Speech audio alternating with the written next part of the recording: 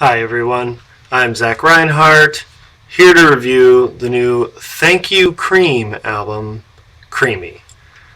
Uh, Never really heard of this band before. I saw that they were on Dead Funny Records and they put out a new album, and I figured I'd just take a chance and pick it up. And I was kind of pleasantly surprised to find that not only is this album quite good, but it's not indie pop. So, yay! Nothing against indie pop. I like indie pop, but there's just a lot of it these days. And Dead Funny Records is a record label known for publishing their fair share of indie pop. But this album here is kind of accessible, indie rock informed, psychedelic rock. It's not anything wild and crazy like what the Acid Mothers Temple do and call psychedelic rock, but it is kind of reminiscent of maybe the more psychedelic Beatles and Beach Boys stuff, as well as maybe some Jefferson Airplane, uh, combined with like modern Japanese indie rock. And it's all very accessible. It's all very easy to listen to. It's all very pretty, but it also has big walls of psychedelic guitars smothered with effects. This thing kicks off with the track Hegira, which starts off with this really kind of bluesy riff that it just kind of jams on. It's kind of reminiscent of like classic rock or hard rock, and it builds into this like really thick, kind of fuzzy, just wall of guitars. These guys are a quintet, and they have three guitars going on, so it makes for some really just thick walls of sound when all of the guitars really pick up and start playing. And the song kind of switches between vocal parts where the guitars kind of tone down and are a bit more subdued to make room for the vocals, and these like big roaring sections of jam. The vocals on this song are okay, I guess. They kind of serve their purpose, but they're definitely the least interesting part of the song.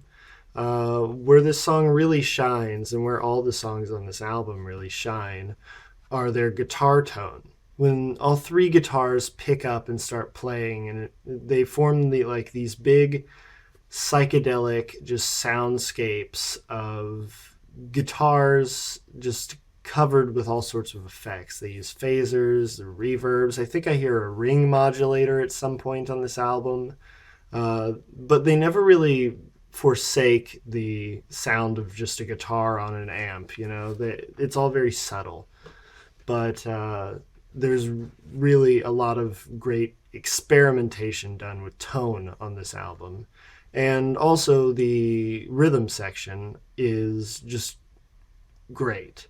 The drums are very tight, they're on point, they're in the pocket the whole time, and they just sound great too. They're really well produced. The cymbals sizzle, the drums all have a very nice pop to them, and the toms sound great. They're really kind of resonant, and it's just really a great sounding drum set. And it's also played just really well. And it's so just in pocket with the bass. They're just so synced up and together that, like, if I didn't know better, I'd think it was all just one person playing it all at the same time.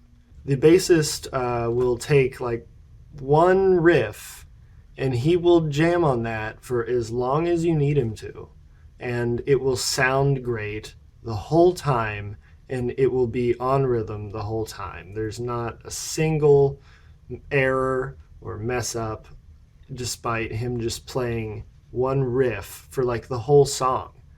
And it's just really great bass work and just really solid rhythm section. And it's what allows the guitars to really take the spotlight, is that they have such great backing.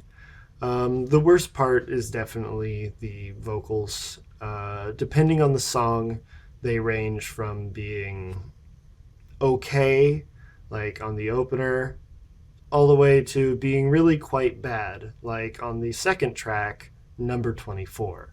The vocals on this song are whiny, they're nasally, and they're just annoying. They just don't sound very good. But despite that, the rest of the song is so good that this is my favorite track on the album. The vocals are pretty sparse on this song. They only pop up every once in a while. And the focus of the track is definitely these kind of long sections of instrumental guitar jam, where the guitars are just kind of noodling and doing whatever they want over these big kind of phasered guitar chords, and once again are just really solid, tight rhythm section. There's really quality solos on here. There's great guitar tone again. This song really represents everything I love about this album, and also all my complaints, that being mainly the vocals. There are 3 more tracks after that, and there are also 2 bonus tracks. It's a pretty short album. It only clocks in at 22 minutes, 27 if you include the bonus tracks. And they really kind of continue to explore a lot of the same territory on these remaining tracks, which isn't a complaint. The songwriting is not what makes these songs great and really stand out. It's the just quality of playing and just the chemistry between musicians that makes this album as good as it is. You can tell these guys have really spent a lot of time playing with each other, and they really know each other musically.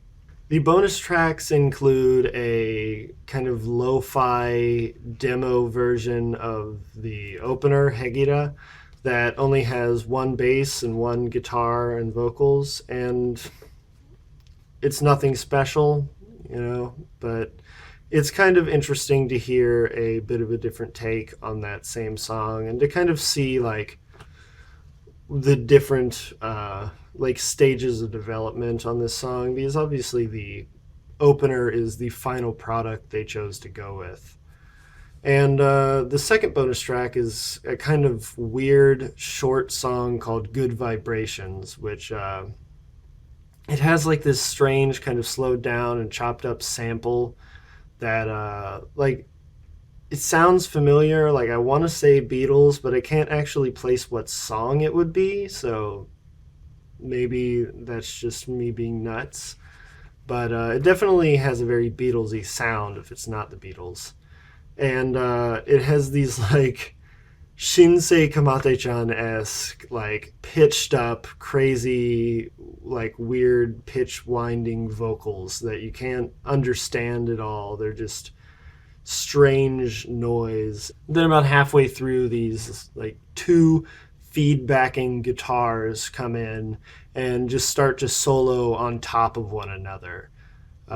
It's really quite a noisy track. It's very thick and very dense. It's not as accessible as the rest of the album for sure, but it is rather enjoyable. I liked it, but it's just kind of an interesting little detour at the end, and I don't really hold the bonus tracks to the same amount of importance as the actual album, the meat of the album.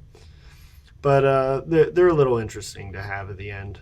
So yeah, I'm really liking this album, just kind of pleasantly surprised, just picking up a random album. Sometimes it works out. Often it doesn't, but sometimes it does. So yeah, I'm feeling an 8 out of 10. My main complaints here are the vocals. Definitely could use some improvement. And I think the songs could be a bit more ambitious. There's a lot of kind of the same songwriting going into most of these songs. And it's really just the quality of the musicianship that saves them from all sounding the same.